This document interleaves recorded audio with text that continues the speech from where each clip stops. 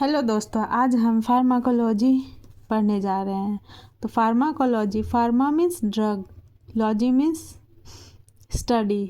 Study of drug. Pharmacology में दो components हैं, जैसे फार्माकोकाइनेटिक्स और फार्माकोडायनेमिक्स। ठीक है, काइनेटिक्स मीन्स मूवमेंट और डायनेमिक्स मीन्स पावर।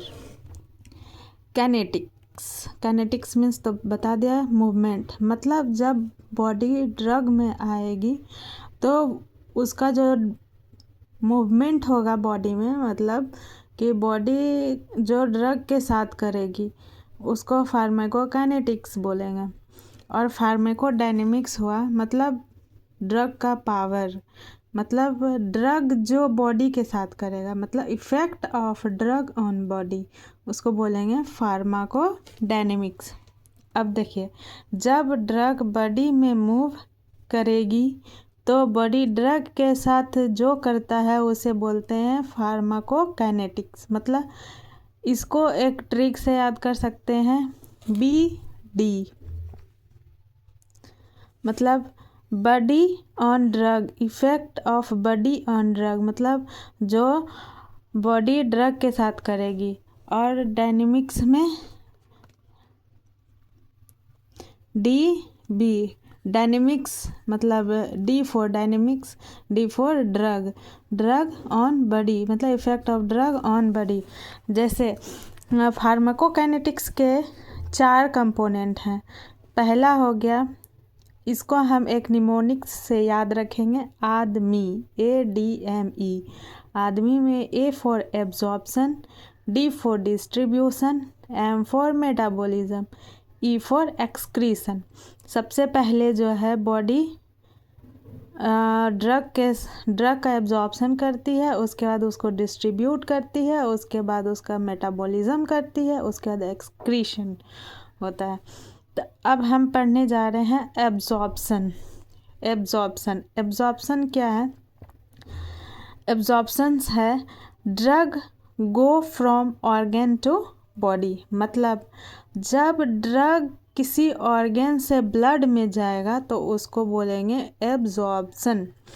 ठीक है, जैसे कि जब हमारा हेडेक होता है, इन हेडेक गिव एस्पिरिन, इसको एक एग्जांपल से समझते हैं। In headache give aspirin by mouth, but headache decrease when drug reach to brain. सही बात है, जब हमको सर दर्द होगा तो हम क्या खाते हैं? एस्पिरिन खाते हैं। एस्पिरिन जब खाएंगे या फिर कोई भी एनाल्जेसिक्स ड्रग खाएंगे तो उसका इफ़ेक्ट हमको ब्रेन में होगा, तभी हमारा हेडेक कम होगा। तो हम aspirin go to brain from stomach through blood. तो जब हम ओरल रूट से किसी भी ड्रग को खाएंगे तो वो ब्रेन तक कैसे पहुंचेगा? वो पहुंचेगा ब्लड के थ्रू पहुंचेगा। अब ब्लड में कैसे जाएगा? एब्जॉर्प्शन के प्रोसेस से। ठीक है, जब भी हम कोई भी खाना खाते हैं तो क्या होता है? तो खाना एब्जॉर्ब होने से पहले उसका डाइजेशन होता है। डाइजेशन मतलब उसका छोटा छोटा टुकड़े में टूटना। जैसे before absorption digestion of drug occurs, मतलब जब भी हम कुछ खाते हैं तो एब्जॉर्प्शन से पहले क्या होता है? उसका डाइजेशन होता है। उसी तरह ड्रग का भी डाइजेशन होता है, मतलब ड्रग बड़ा मॉलिक्यूल से छोटा मॉलिक्यूल में कन्वर्ट होता है। अब देखिए, अब उसके बाद स्टोमक का pH क्या होता है? एसिडिक। वो क्या करता है? जब pH एसिडिक होता है, किसके कारण होता है? HCl के कारण। ठीक है, HCl के कारण होता है। उसी से HCl से ही क्या होता है? बड़ा मॉलिक्यूल छोटा मॉलिक्यूल में कन्वर्ट होता है। ठीक है, स्टोमक जो है डाइजेशन में क्या करता है? हेल्प करता है। अब देखिए, एब्जॉर्प्शन जो है किस पे डिपेंड करता है? एक हो गया एब्जॉर्प्शन डिपेंड्स ऑन सॉल्युबिलिटी पहले, और उसके बाद हो गया मीडियम। ठीक है, मीडियम अब हम कैसे समझेंगे कि मतलब एब्जॉर्प्शन जो है सॉल्युबिलिटी और मीडियम पे कैसे डिपेंड करता है। तो हम तो हमेशा से जानते हैं लाइक डिज़ोल्व लाइक, ठीक है, लाइक डिज़ोल्व लाइक। अब देखिए सॉल्युबिलिटी पे कैसे डिपेंड करता है। जब भी हम कोई ड्रग खाते हैं, मान लिए कोई एस्प्रिन खाएं तो उसका डाइजेशन हुआ। अब उसका जब डाइजेशन होगा वो डाइजेस्ट होके कहाँ जाएगा, ब्लड वेसल में जाएगा। लेकिन उससे पहले क्या हो जाएगा, एक रुकावट आएगा। किसका रुकावट, तो वो हो गया मेम्ब्रेन का रुकावट। किस मेम्ब्रेन का, एक स्टोमक का मेम्ब्रेन हो गया और एक ब्लड वेसल का मेम्ब्रेन हो गया। तो ये क्या हो गया, मेम्ब्रेन किसका बना होता है, मेम्ब्रेन होता है बना होता है किसका, फॉस्फोलिपिड का। फॉस्फोलिपिड मतलब एक फैट हो गया, ठीक है, फैट हो गया। तो अब 2 टाइप होता है ड्रग का सॉल्युबिलिटी के आधार पे, ठीक है। 2 types of drug on solubility. एक ड्रग होता है लिपिड सॉल्युबल और दूसरा होता है वाटर सॉल्युबल, ठीक है। अब देखिए अब क्या होगा, जो भी हम ड्रग ओरल रूट से खाएंगे तो वो लिपिड सॉल्युबल होना चाहिए, ठीक है। अब देखिए जो भी lipid soluble drugs are better than water soluble drug in.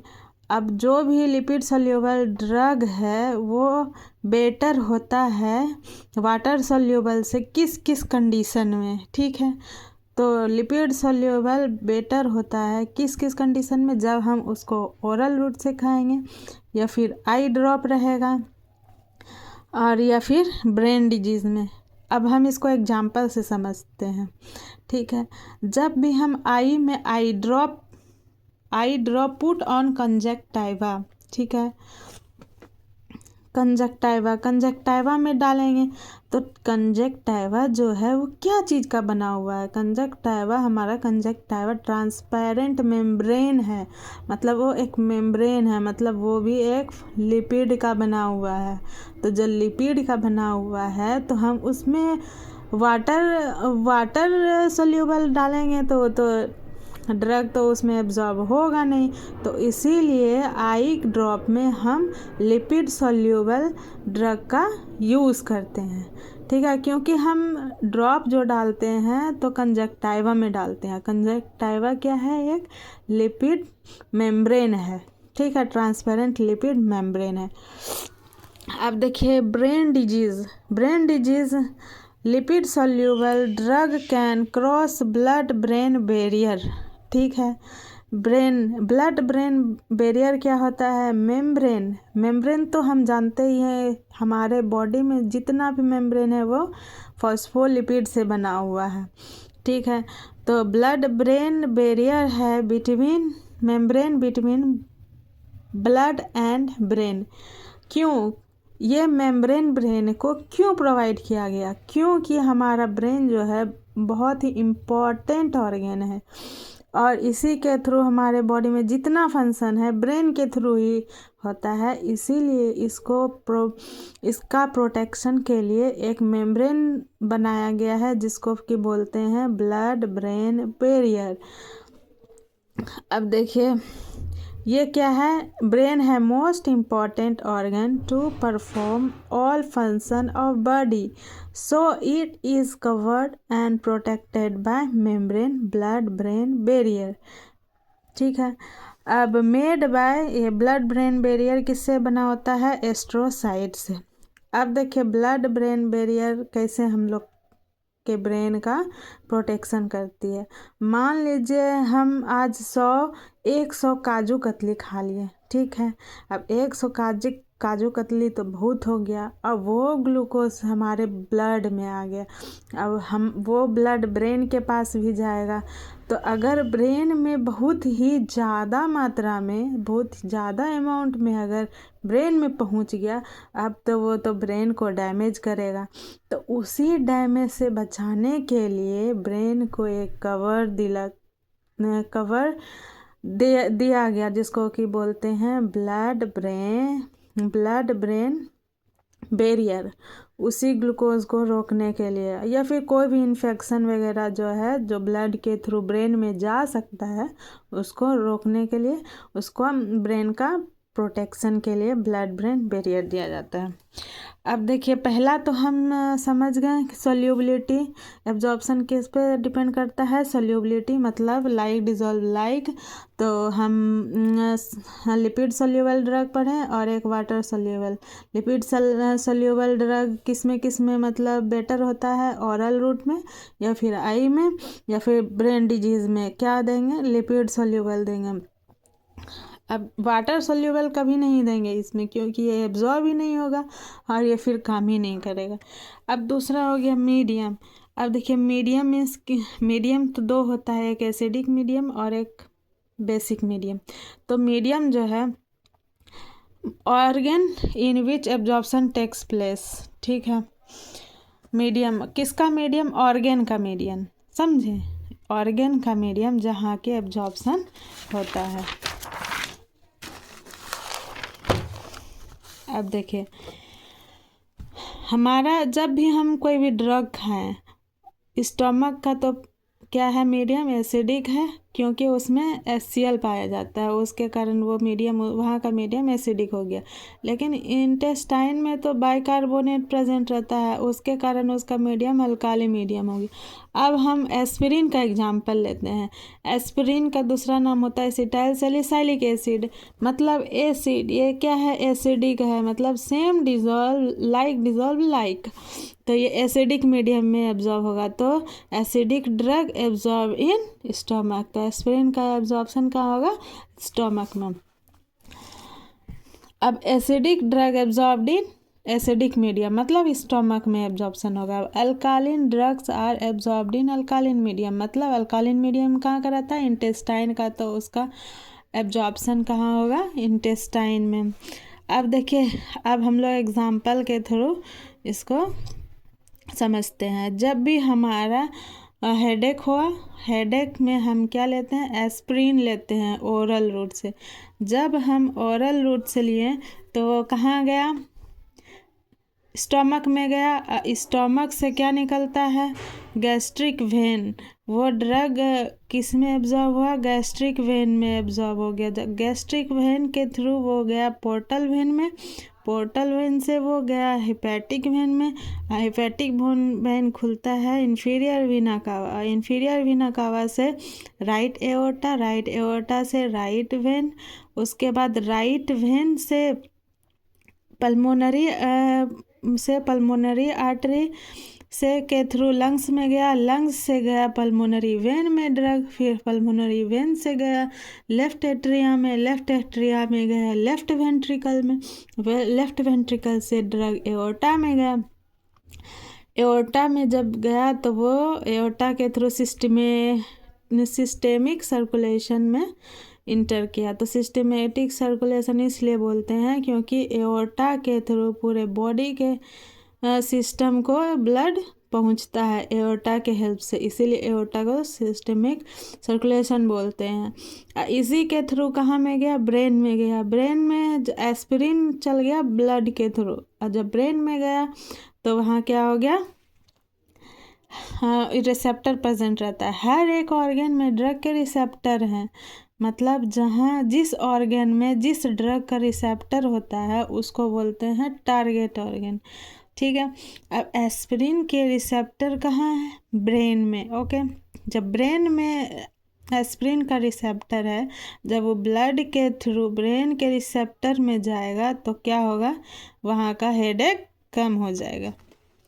अब देखिए, जैसे हम लिए एस्पिरिन, 100 मिलीग्राम एस्पिरिन खाएं, ठीक है, लेकिन 100 मिलीग्राम एस्पिरिन ब्रेन में नहीं पहुंचा, जब नहीं वहाँ पहुंचा, सिर्फ 60 मिलीग्राम, कितना पहुंचा, 60 मिलीग्राम, तो 40 मिलीग्राम एस्पिरिन का क्या हुआ, तो हम जानते हैं। अब देखिए स्टोमक में HCl, मतलब HCl इतना स्ट्रॉन्ग एसिड है कि वो किसी भी चीज़ को डाइजेस्ट कर देता है।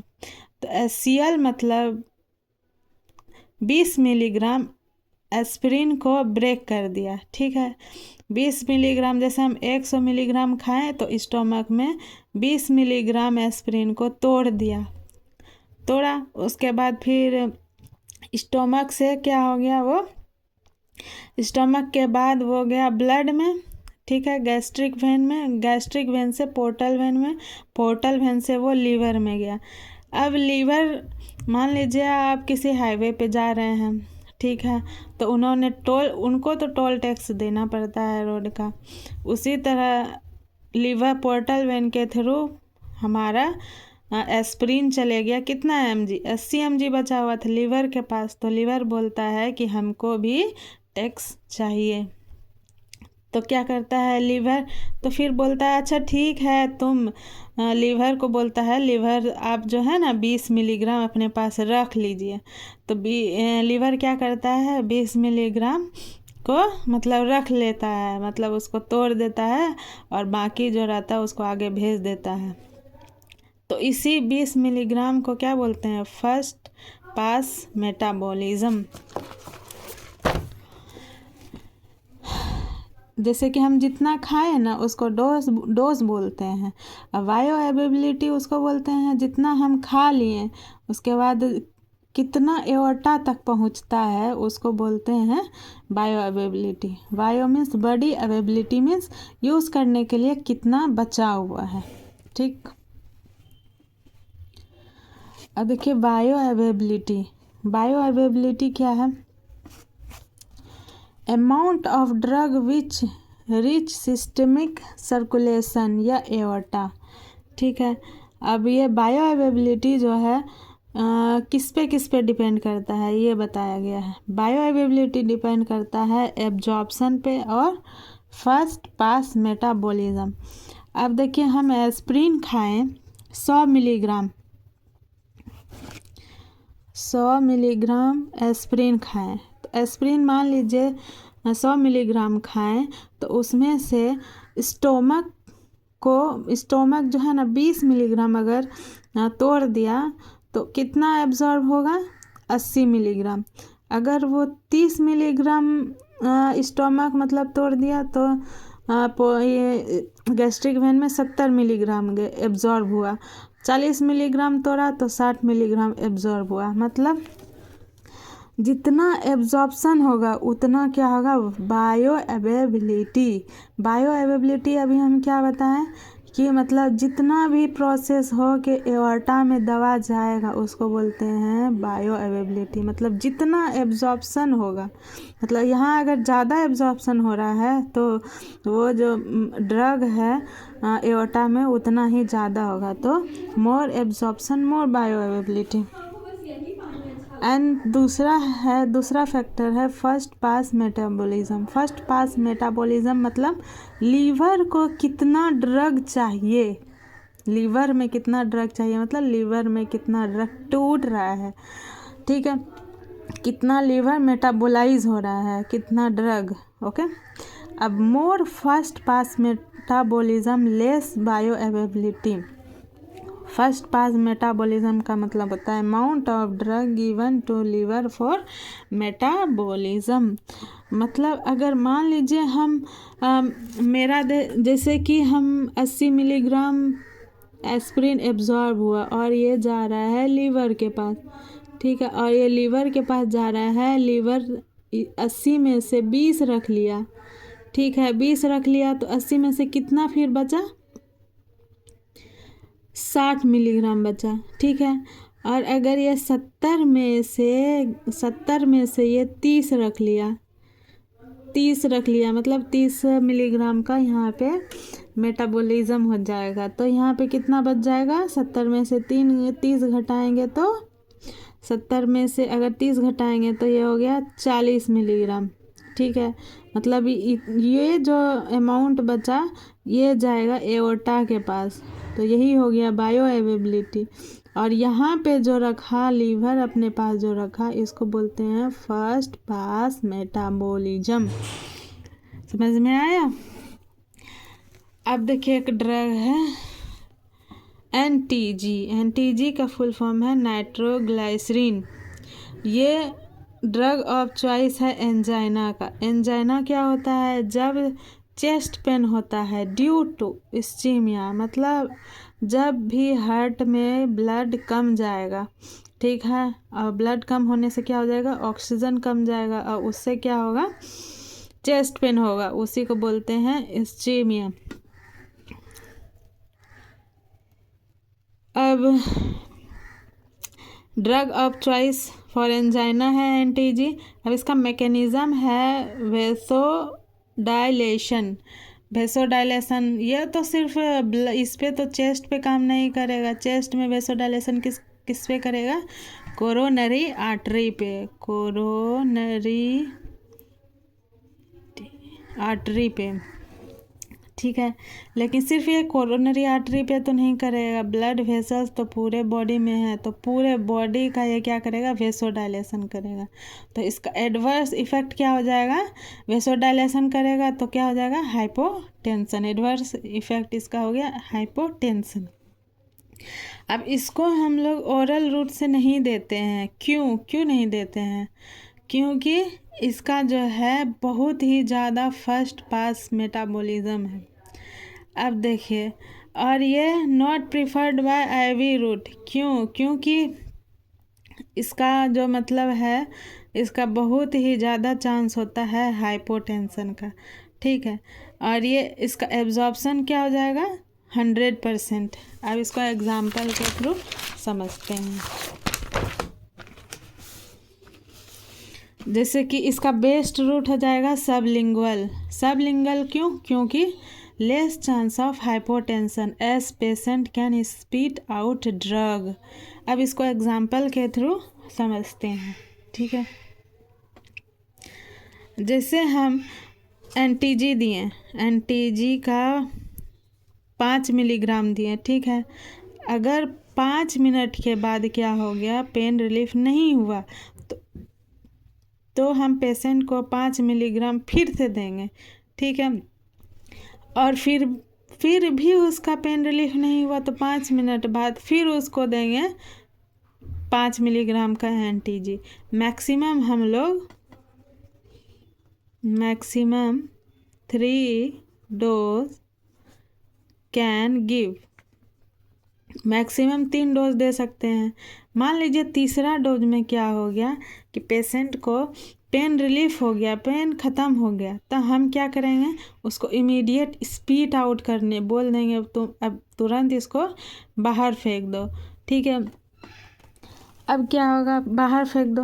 उसके बाद अब देखते हैं इसका मैकेनिज्म। हम लोग सबलिंगुअल इसको क्यों बोलते हैं, इसको सबलिंगुअल देने का मतलब ये नहीं है कि वहाँ पे जो है ब्लड सप्लाई बहुत ज़्यादा है तो जल्दी एब्जॉर्ब होगा, जल्दी एक्ट होगा, ऐसा बात नहीं है। अब हम समझते हैं कि सबलिंगुअल क्यों देते हैं। जैसे हम उस ओरल कैविटी में ड्रग को देंगे, ठीक है। अब वहाँ क्या है, सलाइवा है, सलाइवा से क्या होगा, डाइजेशन होगा, डाइजेस्ट होके वो कहाँ जाएगा, सब लिंगुअल वेन में जाएगा, ठीक है। लिंगुअल वेन से कहाँ जाएगा, सुपीरियर वीना कावा, सुपीरियर वीना कावा से राइट एट्रियम, इसी के थ्रू क्या हो जाएगा, हार्ट का वेसोडाइलेशन होगा, ब्लड सप्लाई इंक्रीज होगा, वहाँ का ऑक्सीजन इंक्रीज होगा, फिर चेस्ट पेन क्या हो जाएगा, रिलीफ हो जाएगा, ख़त्म हो जाएगा। अब देखते हैं हम वेन के थ्रू क्यों नहीं इसको देते हैं। वेन में अगर मान लीजिए कि हम आईवी दे दिए, ठीक है, एंटीजी को आईवी दे दिए और मतलब उसका आईवी दे दिए, लेकिन जैसे उसका चेस्ट पेन ठीक हो गया तो हम ये तो ब्लड से तो हम जल्दी निकाल नहीं सकते हैं उसको, तो इसीलिए मतलब उसका एडवर्स इफ़ेक्ट बहुत ही ज़्यादा होता है आईवी देने का। वेसोडाइलेशन होगा, उसका मतलब वेसोडाइलेशन होगा तो हाइपोटेंशन होगा तो एडवर्स इफेक्ट तो उसका दिखाएगा ही, इसीलिए इसको आईवी नहीं देते हैं, इसको सबलिंगुअल ही देते हैं, ताकि मतलब जैसे आराम हो उसको बाहर फेंक दें, बाहर फेंकने के बाद फिर उसका एडवर्स इफेक्ट से बचाने के लिए, ठीक है। अब देखते हैं कि अनवांटेड इफ़ेक्ट ऑफ ड्रग में जो है इफ़ेक्ट क्या क्या होता है। साइड इफ़ेक्ट है, एडवर्स इफ़ेक्ट है, टॉलरेंस है, इनटॉलरेंस है, टॉलरेंस है, इडियोसिन क्रेसी है। अब हम समझते हैं साइड इफ़ेक्ट क्या हुआ। अब इस साइड इफ़ेक्ट और एडवर्स इफ़ेक्ट को हम एग्जाम्पल के थ्रू हम समझते हैं, ठीक है। अब जैसे किसी को मेनिंजाइटिस है, मेनिंजाइटिस का ड्रग ऑफ चॉइस पेनिसिलिन है, तो प्रिस्क्राइब करेंगे डॉक्टर 500 मिलीग्राम बीडी 10 डेज़ के लिए, ठीक है। अब एक आदमी है, समझदार आदमी है, और एक बेवकूफ़ आदमी है। अब समझते हैं समझदार आदमी क्या किया, जितना दिन दिया उतना दिन वो खाया, ठीक है। तो ये हो गया, जितना दिन दिया, जितना डोज दिया, उसी के अनुसार ये आदमी उस ड्रग को खाया। तो उसमें क्या हो गया, ये हो गया थेरेप्यूटिक डोज। उस थेरेप्यूटिक डोज में क्या हो जाएगा, इसको नोजिया वोमिटिंग इतने दिन में हुआ, तो ये क्या हो जाएगा, साइड इफ़ेक्ट। इस साइड इफ़ेक्ट को हम लोग प्रिवेंट नहीं कर सकते हैं, क्योंकि ये चीज़ जो है ना हर एक ड्रग में होता है। अब एक बेवकूफ़ आदमी था, उसको दिए 10 दिन का, लेकिन उसको 4 दिन में आराम हो गया खा के। उसके बाद आराम आया तो वो मतलब मना करने लगा कि डॉक्टर लोग तो ऐसे ही होता है, पैसा लूटता है, कमीशन खाता है, अब नहीं खाएंगे। तो लेकिन वो आनाकानी करने लगा, लेकिन वो डर के मारे अपने मम्मी या पापा जो भी हैं उनके डर से जो है ना वो कि मतलब मेरा दवा अगर ये लोग देखेंगे तो ये लोग हमको डांटेंगे, मारेंगे, उस डर से वो क्या किया, एक ही बार में सारा दवा खा लिया। उसका परिणाम क्या होगा, उसका लीवर फेल्योर हो गया। लीवर फेल्योर हो गया तो ये क्या हो गया, एडवर्स इफ़ेक्ट। इसको हम लोग प्रिवेंट कर सकते हैं। इसको हम प्रिवेंट कैसे कर सकते हैं, जब सही डॉक्टर हो, वो सही डोज लिखेगा, और सही नर्स हो, उसको मतलब डोज सही सही समझा सके, और एक पेशेंट भी सही होना चाहिए, समझदार होना चाहिए। इसी तीनों के थ्रू हम लोग एडवर्स इफ़ेक्ट को प्रिवेंट कर सकते हैं। अब देखिए साइड इफ़ेक्ट हुआ unwanted effect of drug eight therapeutic dose. मतलब जो डॉक्टर मतलब आपको मेडिसिन कोई भी ड्रग लिखेंगे तो वो आप लीजिएगा, लेकिन वो लेने के बावजूद अगर आपको कोई इफ़ेक्ट आ रहा है थेरेप्यूटिक डोज पे ये, तो उसको बोलेंगे साइड इफ़ेक्ट। एडवर्स इफ़ेक्ट हो गया unwanted effect of drug eight toxic dose, ठीक है। उसके बाद इसको हम लोग प्रिवेंट नहीं कर सकते, कैन नॉट बी प्रिवेंटेबल। अब intolerance to achieve adverse effect at therapeutic dose. अब इनटॉलरेंस मीन्स हो गया कि जब भी थेरेप्यूटिक डोज पे एडवर्स इफ़ेक्ट आ गया, मतलब जो डॉक्टर आपको लिखे हैं उसी अनुसार आप खाएं, लेकिन आपको क्या हो गया, एडवर्स उसी डोज पे आपको लीवर फेलियर हो गया, तो हो गया एडवर्स इफ़ेक्ट। टॉलरेंस में जब भी हम कोई ड्रग खाते हैं तो मतलब धीरे धीरे क्या होता है, सेम इफ़ेक्ट प्रोड्यूस करने के लिए जब दवा का डोज बढ़ाना पड़ता है तो उसको हम लोग बोलते हैं टॉलरेंस। अब इडियोसिनक्रेसी मतलब different effect of drug due to genes. मतलब जीन्स का जो मतलब डिफरेंट इफ़ेक्ट होता है, जीन के कारण डिफरेंट इफ़ेक्ट ऑफ ड्रग होता है। अलग अलग इंसान पे अलग अलग इफ़ेक्ट होता है ड्रग का। मतलब किसी को एस्पिरिन दिए 325 mg, तो किसी को पच गया, किसी को नहीं पचा, और नहीं पचने के कारण उसको हाइपोवेल में शॉक आ गया और उसका फिर डेथ हो गया। क्यों आया ये नहीं पता क्यों, तो ये होता है जीन के कारण। जो जीन के कारण होता है डिफरेंट इफेक्ट ऑफ ड्रग, उसको बोलते हैं इडियोसिनक्रेसी। Thank you. अब नेक्स्ट वीडियो में